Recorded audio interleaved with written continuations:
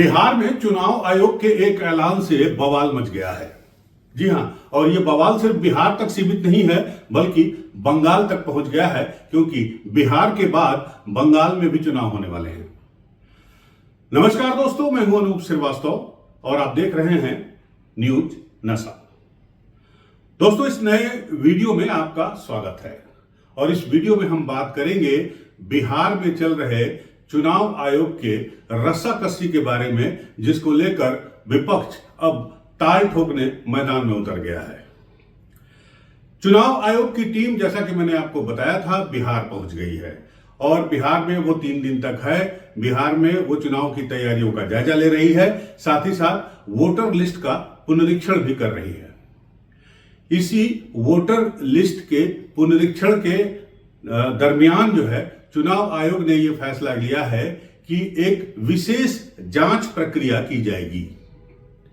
जी हां, अब यह विशेष जांच प्रक्रिया क्या है? वोटरों की, मैं वोटरों की बात कर रहा हूं। अब इस वोटरों की विशेष जांच प्रक्रिया में क्या जांच होगी? जांच यह होगी कि चुनाव आयोग ने फरमान किया है कि अब तक जो चुनाव आधार कार्ड में जन्म तिथि या एड्रेस के सहारे होता था, उसके आधार पर होता था, वो न करके अब बिहार में जो मतदाता है, यानी जो वोटर है, जुलाई 1987 से दिसंबर 2004 के बीच में जो वोटर पैदा हुए हैं, उनको अपने माता का या फिर पिता का जन्म प्रमाण पत्र या निवास प्रमाण पत्र देना पड़ेगा। एक बात। दूसरी बात कि 2004 के बाद से लेकर जो नया युवा मतदाता पैदा हुआ है, उसे अपने माता और पिता दोनों के जन्म प्रमाण पत्र या फिर रेजिडेंस सर्टिफिकेट या आवास प्रमाण पत्र उसको मुहैया कराना पड़ेगा चुनाव आयोग के अधिकारियों को। अब बवाल इसी पर हुआ है।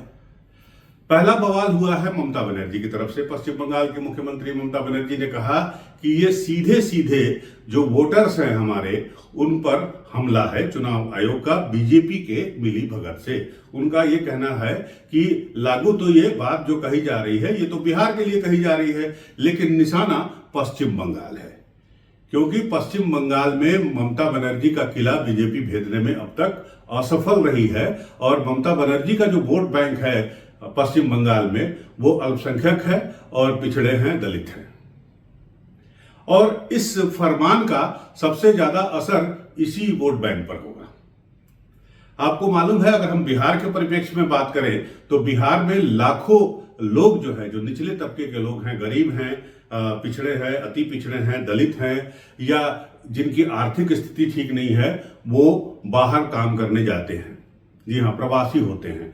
इस बार इस चुनाव में प्रवासियों का मुद्दा बड़े जोर शोर से भी उठ रहा है। इवन की एनडीए में उनके घटक दल के बड़े सहयोगी चिराग पासवान भी इस मुद्दे को बड़े जोर शोर से उठा रहे हैं और उनका यह कहना है कि एनडीए की सरकार अगर सत्ता में आती है तो अगले 5 साल में इस समस्या को दूर करने की पूरी कोशिश करेंगे। कर पाएंगे कि नहीं कर पाएंगे, ये तो वक्त बताएगा। साथ ही साथ एक और चेहरा जो बिहार की राजनीति में बहुत तेजी से उभर रहा है, वो है प्रशांत किशोर पीके भी इस मुद्दे को बड़े जोर शोर से उठा रहे हैं और उनका ये कहना है कि पलायन जो है वो सबसे बड़ा इस चुनावी मुद्दा है, इस बिहार चुनाव विधानसभा चुनाव में, 2025 के विधानसभा चुनाव में, और पलायन रोकने की बात करनी चाहिए हर पार्टी को और हर सरकार को। तो जाहिर सी बात है कि असर किस पे ज्यादा होगा? निश्चित रूप से जो बाहर काम कर रहे हैं, जो पलायन कर गए हैं, या जो प्रवासी हैं, जो वोट देने आते हैं बिहार, जो छठ पर्व में आते हैं, जो दिवाली में आते हैं, जो होली में आते हैं, शादी ब्याह में आते हैं, उनके पास क्या होता है? उनके पास सिर्फ और सिर्फ आधार कार्ड ही होता है, ज्यादा बहुत होगा तो पैन कार्ड होता होगा। तो चुनाव आयोग की ये कसरत भारी पड़ेगी बिहार के उन लोगों पर जो बाहर रहते हैं, जो प्रवासी हैं, क्योंकि अब इतनी जल्दी, जबकि अब 3 से 4 महीने के बाद चुनाव शुरू होने वाले हैं, तो इतनी जल्दी ये प्रोसेस चुनाव आयोग कैसे पूरी कर पाएगा, इस पर सवाल उठा रहे हैं। तेजस्वी यादव ने भी अब इस मैदान में कूद पड़े हैं। तेजस्वी यादव ने कहा कि चुनाव आयोग महाराष्ट्र की तरह बिहार में भी धांधली करने की तैयारी में जुट गया है। क्या कहा तेजस्वी यादव ने, हम आपको बताएंगे, आप बने रहिए हमारे साथ। अब तेजस्वी यादव ने अपने पिता लालू प्रसाद यादव को याद किया। उनका कहना है कि लालू प्रसाद जी कहते थे कि वोट का राज बने छोटका का राज। छोटका बने गरीब, पिछड़ा, दलित, महादलित, महापिछड़ा, जो बिहार में तमाम वोटरों के बारे में जो कहा जाता है कि वो वोट बैंक है, नीतीश कुमार के वोट बैंक हैं, लालू प्रसाद यादव के वोट बैंक हैं, और अब तो मुझे लगता है कि बीजेपी के भी कुछ वोट बैंक हैं उसमें। तो इनको सबसे ज्यादा दिक्कत होगी। पहली बात इसलिए दिक्कत होगी कि 87 के पहले जो लोग पैदा हुए हैं वो कागज पत्तर कहां से लाएंगे, ये एक बड़ी समस्या होगी। दूसरी कि बिहार में, या यूं कहें भारत में, उत्तर भारत में मानसून सीजन शुरू हो गया है, और मानसून सीजन में सबसे ज्यादा प्रभावित जो है बिहार के उत्तर बिहार होता है। आपको पता है हर साल बिहार की बाढ़ आती है, कोसी की बाढ़ आती है, और हजारों लोग को अपनी एक जगह गांव छोड़ के, घर छोड़ के जाना पड़ता है, इधर उधर रहता है। 3-4 महीने वो बिल्कुल डिस्टर्ब रहते हैं, और सिर्फ 3-4 महीने ही बचे हैं बिहार के चुनाव में। तो अब सवाल है कि लोग अपनी जान बचाएंगे, लोग रोजी रोटी के लिए परेशान होंगे, कहां जाएं, क्या करें, कैसे घर बचाएं, कैसे जानवर बचाएं, कैसे अपनी खेत बचाएं, क्या करें, इस पे परेशान होंगे कि कागज बटोरेंगे। ये एक बड़ा सवाल है। इसलिए विपक्षी दल मांग कर रहे हैं कि चुनाव हो जाना चाहिए इस बार, इसी आधार कार्ड के आधार पर, जिस आधार कार्ड के आधार पर चुनाव आयोग चुनाव कराता आया है। और वोटर पुनरीक्षण का काम जो है वो एक दिन या 1 महीने या 2 महीने 3 महीने का काम नहीं है। इस काम को करने में सालों लग जाते हैं। असम की अगर बात करें तो वहां जो है इस तरह की प्रक्रिया लागू की थी, वहां 4-5 साल लग गए थे वोटर लिस्ट तैयार करने में। उसमें भी तकरीबन 15 से 20 लाख जो है वो ऐसे थे जिनके पास कागजात नहीं थे। तो बिहार में भी ऐसे वोटर बहुत सारे मिलेंगे, मुझे लगता है लाखों की तादाद में मिलेंगे, जिनके पास शायद ही उनके माता पिता का कोई कागज हो, जन्म प्रमाण पत्र हो, चाहे निवास प्रमाण पत्र हो, या तो बना नहीं होगा, या तो फिर और भी कारण हो सकते हैं। और तेजस्वी यादव की बात करें तो तेजस्वी यादव का कहना है कि ऐसे वोटरों की संख्या बिहार में 8 करोड़ है। यानी 8 करोड़ मतदाता जो है वो प्रभावित हो सकते हैं इस चुनाव आयोग के इस फैसले से। अब चुनाव आयोग ने किन परिस्थितियों में यह फैसला लिया, इस पर सवालिया निशान लगाए जा रहे हैं विपक्ष का। जैसा कि आपको मालूम है, कांग्रेस का कहना है कि महाराष्ट्र की कहानी जो है वो बिहार में दोहराने की कोशिश की जा रही है।